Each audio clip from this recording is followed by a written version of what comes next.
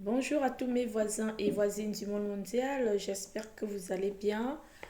Aujourd'hui, la minute du 3 va vous parler d'un cas de succession un peu particulier. Bon, c'est un cas que beaucoup d'entre nous connaissent. Donc, nous avons été saisis par une voisine qui veut savoir quelles sont les règles de partage lorsque un couple marié sous le régime de la communauté des biens réduit aux acquets, option monogamie, n'a pas eu d'enfant.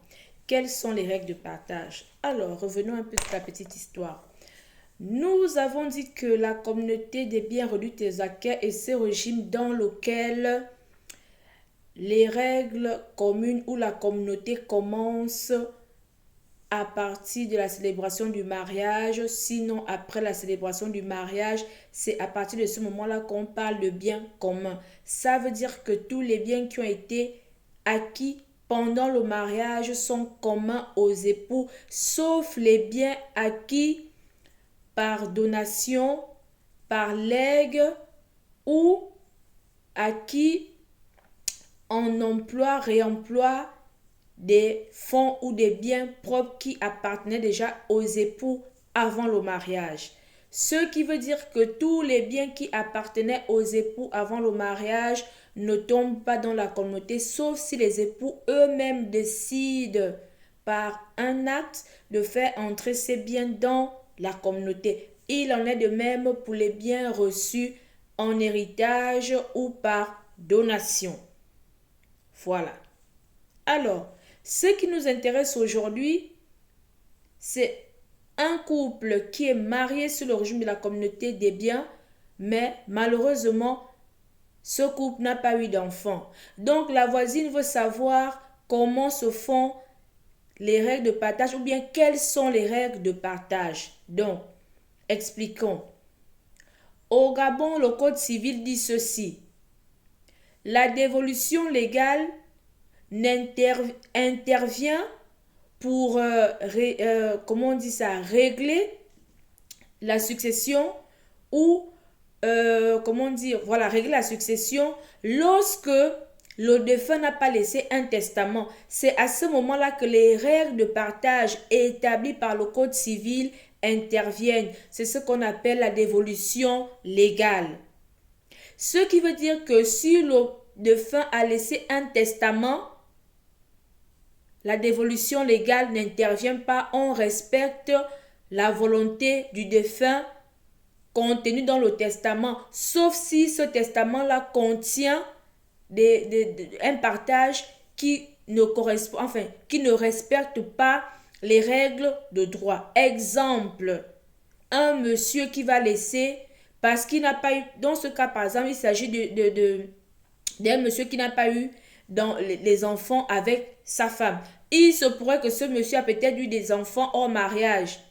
Il se peut aussi que ce monsieur, bien qu'il n'ait pas eu des enfants avec son épouse, il a sa maman qui a envie, enfin son père et sa mère qui ont envie, donc ses parents, il a ses frères et sœurs qui sont en vie. Donc ce monsieur décide comme ça de laisser tous ses biens à son épouse alors qu'il a des enfants, qu'il a eu, bien que ses enfants aient été eus hors mariage, il ne peut pas laisser tous les biens à son épouse. Impossible, parce que la loi lui impose, enfin la loi impose à ce monsieur de laisser une partie, la moitié des biens à ses enfants. Donc un testament dans lequel un tonton va laisser tous ses biens à son épouse n'a pas lieu d'être, il faut le contester et le juge doit annuler ce testament, point à la ligne. C'est comme ça. Les enfants ne doivent pas être lésés dans le partage de l'héritage. Vous avez le choix, soit vous laissez tout à vos enfants, ça passe, mais vous ne laissez pas tout à votre épouse pour exclure vos enfants. Même si vous les avez eus hors mariage, ils doivent absolument avoir la moitié de vos biens. Ceci étant, nous allons maintenant passer dans le traitement du cas qui nous a été soumis. Alors, là, j'ai pris 3 cas. Il y a d'autres situations qui peuvent se poser. Donc, si vous avez d'autres situations, n'oubliez pas de nous soumettre ces différents cas ou ces différentes hypothèses ou situations en commentaire. Et on se fera le plaisir de vous répondre.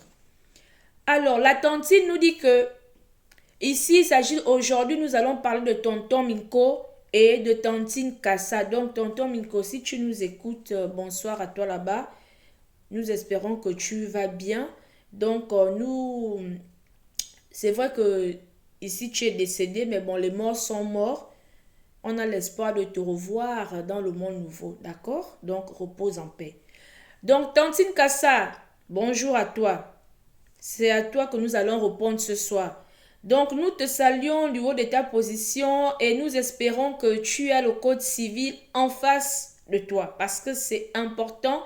Il faudra que tu aies ce code-là devant toi et que de temps en temps tu jettes un coup d'œil pour comprendre parce que ce qui va dire là va t'énerver. Mais nous sommes obligés de t'expliquer pour que les choses soient claires. Donc, Tantine Kassa nous explique que nous expose que elle s'est mariée avec tonton Kassa sous le régime de la communauté des biens réduits aux acquis. Donc, à partir du mariage, tous les biens que ce couple a eu, séparément ou ensemble, les biens sont communs aux deux époux, donc appartiennent aux deux époux. Problème, ce couple n'a pas eu d'enfant. Voilà tonton Ondo qui meurt. Donc, il laisse tantine Kassa veuve. Donc, tantine Kassa veut savoir que maintenant que son mari tonton Ondo là est mort, on fait comment pour les biens? Parce qu'elle est la seule qui reste. Donc, si tonton n'a pas eu les enfants et qu'il n'y a que elle qui reste, donc logiquement, elle doit être héritière de tous les biens. Mais avant toute chose, permettez-moi de vous rappeler que l'article 683 du Code civil, deuxième partie de la République gabonaise, dispose que sans héritiers légaux, les descendants, qui sont les enfants, le conjoint survivant et enfin les ascendants, qui sont les pères et mères du défunt ou de la défunte. Les collatéraux ne viennent à la succession qu'en l'absence des héritiers légaux, nous dit l'article 696 du Code civil, deuxième partie de la République gabonaise. Les collatéraux, ce sont les frères et sœurs. Le droit les appelle les collatéraux. On ne dit pas les frères et sœurs, on dit collatéraux. Voilà, en français juridique, on dit collatéraux. Donc, répondons à Tantine Kassa. Tantine Kassa, ici, nous allons prendre 3 hypothèses pour que tu puisses comprendre. Tu n'es pas la seule dans cette situation. Il y a beaucoup de tantines qui sont dans la même situation que toi, mais dans des hypothèses ou des situations différentes. Donc, dans le premier cas, nous allons parler du cas dans lequel tonton Ondo et tantine Kassa sont mariés sur le régime de la communauté des biens. Malheureusement, ils n'ont pas eu d'enfants. Quand tonton Kassa meurt, heureusement pour lui et malheureusement pour tantine Kassa, il a son père et sa mère qui sont en vie.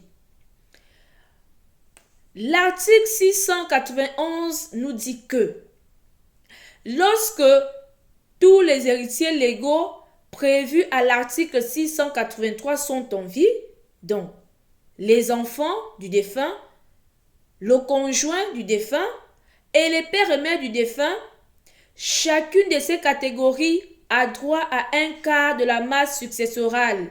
La masse est divisée, l'ensemble des biens du défunt est divisé en 4. Et nous avons une partie, donc un quart qu'on met à côté pour la dévolution familiale. Et les 3 parties qui restent là, on donne une partie aux enfants, une partie aux conjoints survivants, une partie aux pères et mères. Lorsque ces personnes sont en vie au moment de l'ouverture de la succession. Mais ici, nous avons un cas particulier. Il nous manque les enfants. Donc, ce couple n'a pas eu d'enfants. Ce qui veut dire que dans la succession, au moment de l'ouverture de la succession, nous avons seulement le conjoint survivant et les pères et mères. Ça, c'est le premier cas. Donc, dans ce cas de figure, je ne sais pas si vous voyez, dans ce cas de figure, nous avons tonton Ondo ici. Arrangeons la caméra. Voilà. Nous avons tonton Ondo ici. Et nous avons tantine Kassa là. Les deux sont mariés sur le régime de la communauté des biens, mais ils n'ont pas eu des enfants, hélas. Lorsque tonton Kassa meurt, lui et sa femme n'ont pas d'enfants, mais il a son père et sa maman qui sont en vie. Et il laisse son épouse. Comment se font les règles de partage? Quelles sont les règles de partage? Dans ce cas de figure, comme ce couple-là est marié sous le régime de la communauté des biens, lorsque un des conjoints meurt dans le régime de la communauté des biens, le conjoint survivant saisit d'abord le juge pour qu'on procède à la liquidation de la communauté et au partage. Ce qui reste là, on recense tous les biens, les biens de la communauté, donc de l'actif de la communauté. On recense aussi le passif qui est composé des dettes. Ça, mettons d'abord la pause. Avant d'arriver à l'ouverture de la succession ou aux règles de partage établies par le code civil, lorsque un couple est marié sous le régime de la communauté, tous les jours on le dit. Le conjoint survivant doit d'abord saisir le juge pour qu'on procède à, comment on va dire ça, à la liquidation de la communauté. Donc, on recense l'actif de la communauté, tous les biens de la communauté, maison, terrain, tout ce que vous voulez, argent dans les comptes en banque et tout. On recense aussi le passif, donc les dettes. Une fois que cela a été fait, on utilise l'actif pour payer les dettes. Quand les dettes ont été payées, ce qui reste maintenant, on divise en deux. On donne une partie au conjoint survivant et l'autre partie, c'est pour le défunt. C'est là tout l'intérêt même de la communauté des biens. Donc, on divise le patrimoine qui reste, les biens qui restent en deux. Une partie pour le conjoint survivant et une autre partie pour le défunt. Dans la partie qui revient au défunt, là, on ajoute ces autres biens et c'est dedans là que sera faite la succession. Donc, maintenant, on retourne sur notre feuille. Sur notre feuille ici, alors, suivez bien. Nous avons dit que tonton Kassa était marié à tantine. Non, tonton Ondo était marié à tantine Kassa. Il meurt, ils n'ont pas d'enfant. Au moment où il meurt, il laisse donc son épouse qui désormais, que la loi qualifie de conjoint survivant. Ici, elle n'est plus épouse, elle est maintenant conjoint survivant parce que c'est la veuve, donc on l'appelle conjoint survivant. Là, n'ayant pas eu d'enfant avec tantine Kassa, il a plutôt son père et sa mère qui sont encore en vie. Tantine, dans le partage de la succession, ici, toi, en tant que conjoint survivant, tu bénéficies dans l'héritage de ton époux, de ton défunt mari, de ton défunt époux, tu bénéficies le droit, la loi te reconnaît un droit d'usufruit sur un quart de la masse successorale. J'ai expliqué l'usufruit dans une vidéo. L'usufruit veut dire que si c'est la maison qu'on te donne, si c'est les voitures qu'on te donne, tu as le droit, si c'est le terrain qu'on te donne, tu as le droit d'habiter dans la maison. Tu as le droit de faire louer la maison et de prendre l'argent des loyers. Si c'est le terrain, tu as le droit d'aller faire les plantations. Une fois que les bananes ont produit, les tubercules sortent là-bas, tu pars avant, tu récupères l'argent. Si c'est les voitures, tu as le droit de conduire, tu peux même faire taxi, tu récupères l'argent. Mais dans l'usufruit, tu n'as pas la propriété des biens. Ça veut dire que tu ne peux pas vendre les biens. Non. Tu as seulement l'usus, utiliser le bien et abuser, mais tu ne peux pas vendre ces biens. C'est ça l'inconvénient de l'usufruit. Donc, tu as juste un droit d'usufruit sur un quart de la masse successorale. Sachant qu'il y a un quart déjà qu'on a mis à côté pour la dévolution légale, donc il reste 2/4. Dans la moitié qui reste là, la loi donne ça aux pères et mères parce qu'ils sont encore en vie et la loi leur donne cette partie-là en pleine propriété. C'est normal parce que c'est son père et sa mère. C'est maman qui a porté son propre fils 9 mois dans le ventre. Donc, c'est papa lui-même qui a mis la sémence dans le ventre de maman et ils ont eu leur tonton Ondo. Donc, c'est normal que la loi leur donne leur part en pleine propriété en l'absence des enfants. Donc, en l'absence des enfants, parce que quand les enfants sont en vie, les parents ici, d'après l'article 689, les parents ont un quart en usufruit parce que les enfants ont la nue propriété sur la part des parents, donc les pères et mères du défunt. Mais comme le couple tonton n'a pas eu l'enfant avec sa femme, la part qui devait revenir aux enfants, cette part-là est directement attribuée aux pères et mères en pleine propriété, en plus de leur propre part. Donc, ça leur fait deux parts. C'est pourquoi on dit qu'ils ont la moitié de la masse successorale en pleine propriété. Et l'autre propriété là, le conjoint survivant là en nue propriété, tout en exerçant aussi l'usufruit sur la part qui est attribuée aux pères et mères. Donc, si on résume ici, chère Tantine, dans le premier cas, nous disons que ton époux et toi, vous n'avez pas eu d'enfant. Mais ton époux, au moment où il quitte ce monde, il meurt, il laisse son père et sa mère qui sont encore en vie. Dans cette situation, ce sont tes beaux-parents qui héritent de la moitié des biens de leur enfant en pleine propriété. Toi, tu as seulement un quart en usufruit, sachant que les pères et mères là ont la nue propriété sur ta part.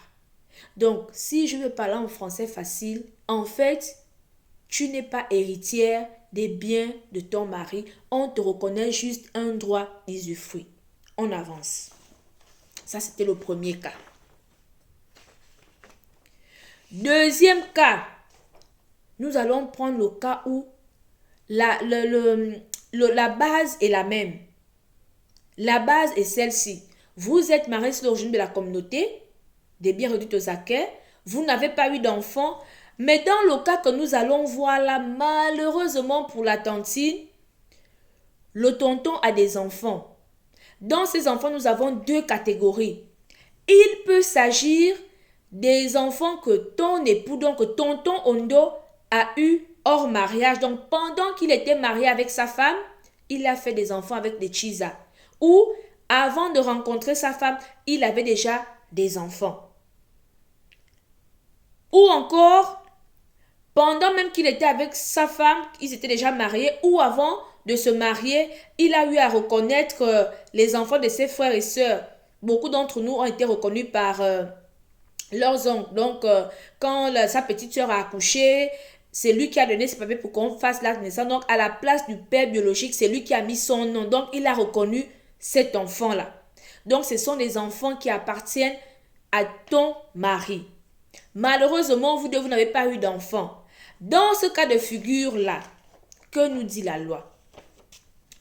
La loi nous dit que, en présence des enfants, Tantine, en présence des enfants.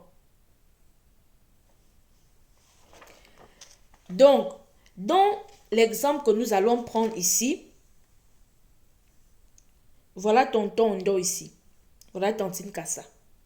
Donc, les deux n'ont pas eu d'enfants.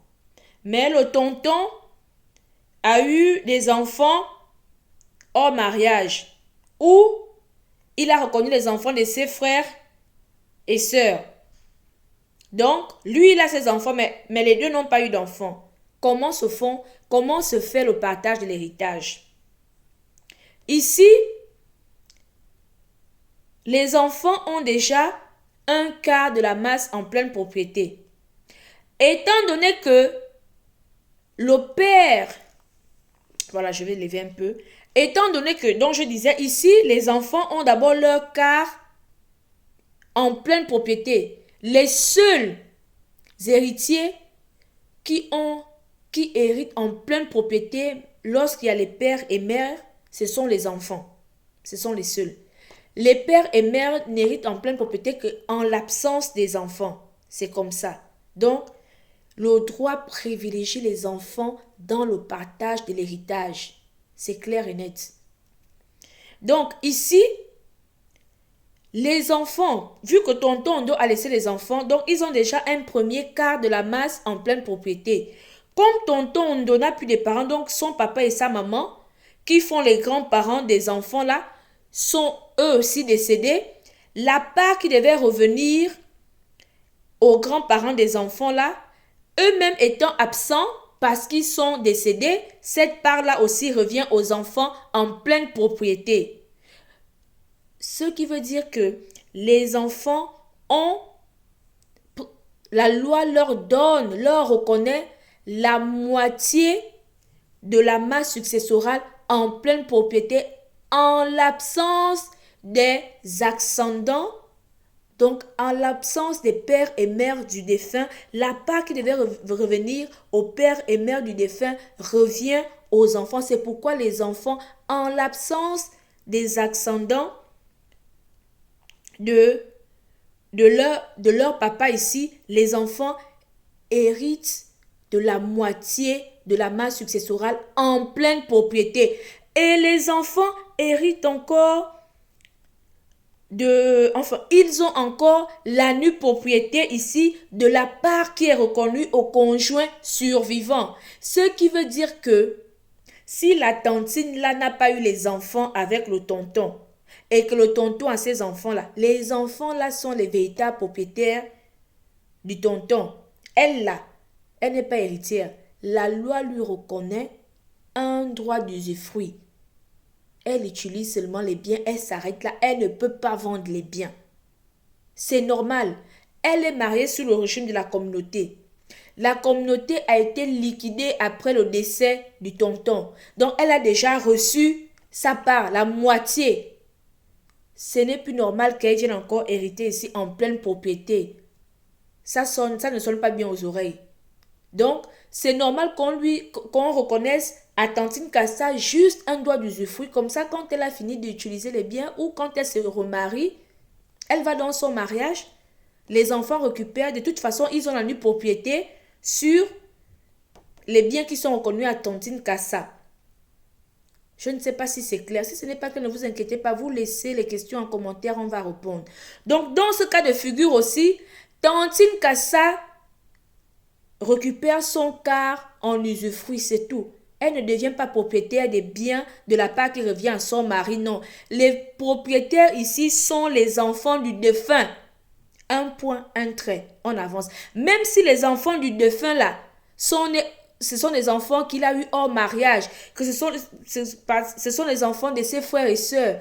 La loi ne cherche pas à regarder que les enfants là sont nés comment. Parce que l'article, je crois que c'est l'article 688 qui dispose que tous les descendants sont appelés à la succession de leur auteur sans distinction. Ça veut dire que on ne cherche pas à savoir est-ce que c'est un enfant né dans le, est-ce que c'est un enfant naturel, est-ce que c'est un enfant adultérin, est-ce que c'est un enfant légitime.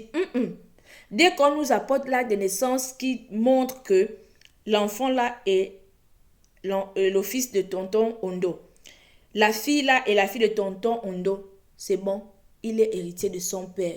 Fin, on avance.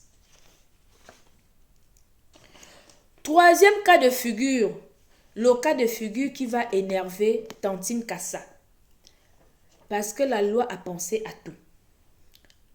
Dans ce cas de figure là, Tantine Kassa, c'est le troisième cas de figure malheureusement que tu ne vas pas aimer, comme les autres.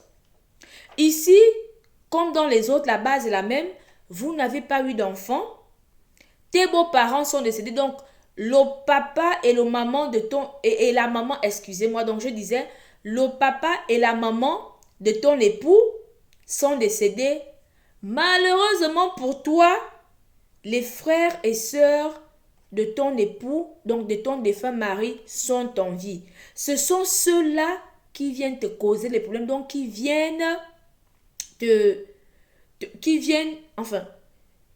remplacent en fait les enfants, qui viennent prendre la place des enfants.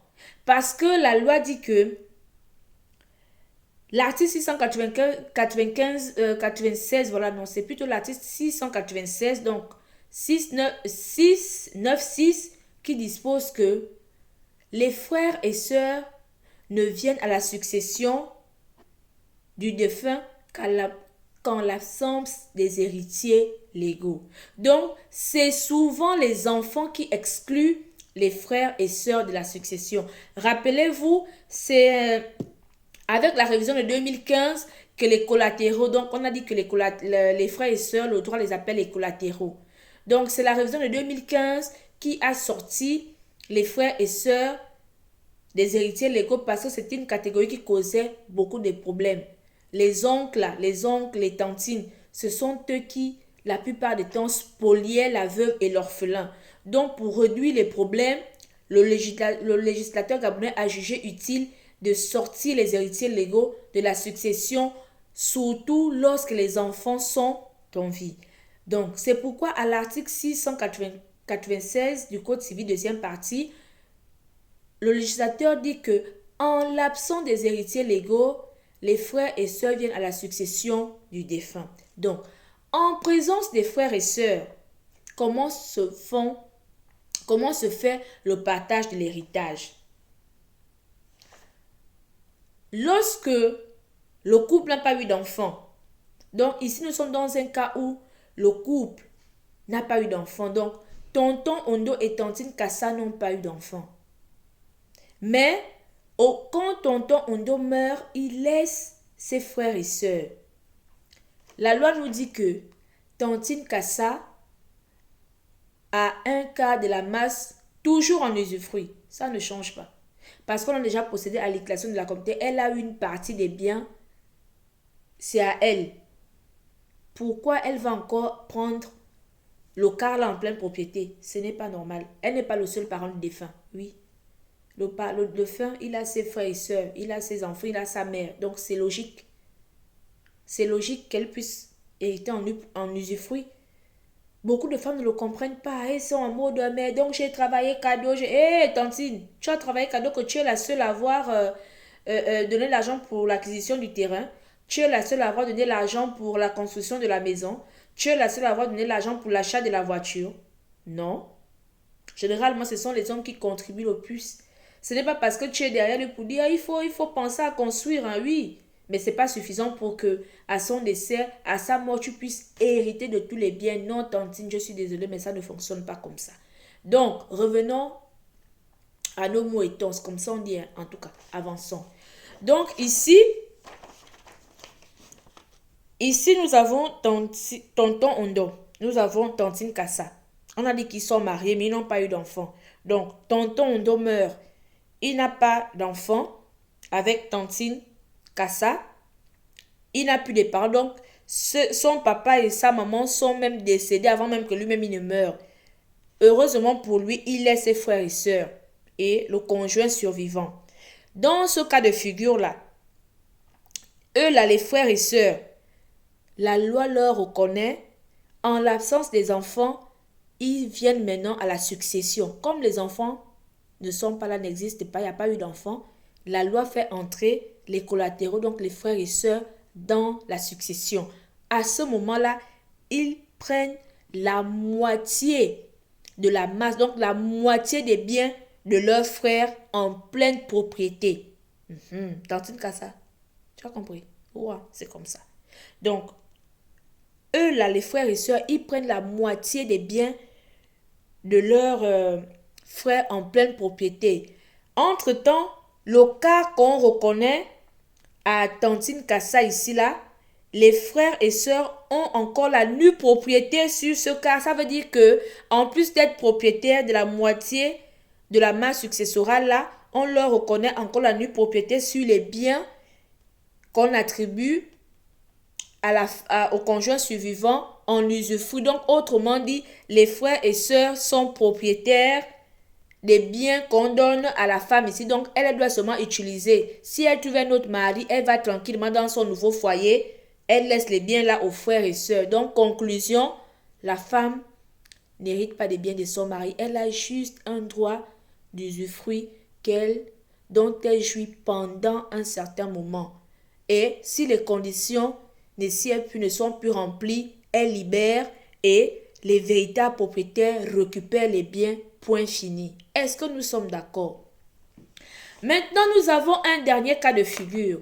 Il y a des gens qui disent que, mais oui, si le couple n'a pas eu d'enfant et que la tantine est venue en mariage avec ses enfants. Comment ça se passe? Lorsque la femme vient en mariage avec ses enfants. Nous avons dit qu'il y a deux cas de figure. Il y a le cas de figure où le tonton reconnaît les enfants de son épouse. Donc, ici, si tonton Ondo a reconnu les enfants que son épouse a emmenés en mariage, à ce moment-là, ces enfants-là deviennent des enfants du couple. Ce qui veut dire qu'au moment où tonton Ondo meurt, il laisse des enfants qui sont des héritiers légaux. Donc, eux, contrairement à leur maman, pourtant c'est leur maman, contrairement à leur maman, eux, ils auront un quart des biens de tonton Ondo en pleine propriété et la maman, elle est toujours en usufruit. Donc, elle permet la reconnaissance que son mari fait, enfin, le fait pour son mari de reconnaître ses enfants permet à ce que ces enfants qu'elle a amenés dans le mariage et qui ont été reconnus par son époux puissent bénéficier d'un quart de la masse en pleine propriété, sachant que ils ont aussi la nue propriété sur le quart qu'on attribue à leur mère et la nue propriété sur le quart qui est attribué à leurs grands-parents s'ils sont encore en vie. Mais le cas de figure qui énerve les tantines, c'est celui dans lequel tonton Ondo ne reconnaît pas les enfants que sa femme emmène en mariage. C'est normal, il n'est pas obligé parce que ces enfants ont leur père. Donc, si ces enfants ont déjà été reconnus par leur père et que tonton Ondo voulait reconnaître les enfants, mais le papa n'a pas renoncé à sa paternité, donc malheureusement, il ne reconnaît pas ces enfants-là. Donc, les enfants-là sont les héritiers de leur papa. Ils ne sont pas hérités de tonton Ondo. Même si tonton Ondo a élevé, c'est lui qui s'est occupé de ses enfants, il a élevé ses enfants comme ses propres enfants. S'il n'a pas formellement, s'il n'a pas reconnu ces enfants-là, au moment de sa mort, lorsque ce tonton-là meurt, malheureusement, ces enfants-là ne sont pas les héritiers de tonton Ondo. Ils seront plutôt héritiers de leur maman. Donc, ils viendront à la succession de tantine Kassa et à la succession de leur papa. Bon, je ne sais pas si c'est papa Mungengi, papa Mambundu ou papa je ne sais pas qui là. En tout cas, ils seront héritiers de leur papa. Donc, beaucoup de personnes trouvent ça frustrant. Oui, mais pourtant, quand elle est partie en mariage, l'enfant avait 2 ans, l'enfant avait 3 ans. Oh, mais il avait 2 ans. Il a son père, non? Il serait héritier de son père? Pourquoi vous voulez absolument qu'il soit héritier de tonton? Pourquoi? Si tonton doit ses frères et sœurs qui sont en vie, s'il a ses parents, son père et sa mère qui sont en vie, mais ils héritent des biens ils sont héritiers de leur fils. Pourquoi ça vous choque? C'est comment? Hein? Donc là, nous avons évoqué la plupart des cas de figure. Si vous avez d'autres cas, laissez en commentaire, on va répondre. Donc, qu'est-ce qu'on peut retenir? Ce qu'on peut retenir, c'est que en présence ou en l'absence des enfants, retenez que la femme n'hérite pas, enfin, je sais pas, elle n'a pas la pleine propriété sur les biens de son mari. Elle a juste un droit d'usufruit qui lui est reconnu. Même si elle n'a pas eu les enfants avec son époux, cela ne change rien. Au contraire, c'est même pire. Parce que quand elle a les enfants avec son époux, c'est bien parce que ses enfants sont les véritables propriétaires. Donc, si les enfants sont propriétaires des biens, quelque part, la maman aussi bénéficie des biens. Mais pire, c'est quand elle n'a pas eu les enfants avec l'homme là, c'est fini même pour elle. Elle a seulement le droit d'usufruit. C'est fini. Une fois que l'usufruit là, en tout cas, il y a des conditions pour que l'usufruit puisse prendre fin, elle libère, elle laisse les biens aux vrais propriétaires qui sont les parents du défunt. Donc, en l'absence des enfants, il y a les pères et mères qui sont là. Et quand ils ne sont pas là, il y a les frères et sœurs qui sont là. Donc, les tantines, quand on va vous dire que allez-y prendre la séparation des biens, vous allez commencer à nous dire, oui, la séparation des biens, quand on s'aime, qu'est-ce que la séparation des biens vient chercher dans le couple? En tout cas, bonne soirée à vous. Si vous avez des questions, laissez un commentaire, on va répondre. Oh, bisous là-bas.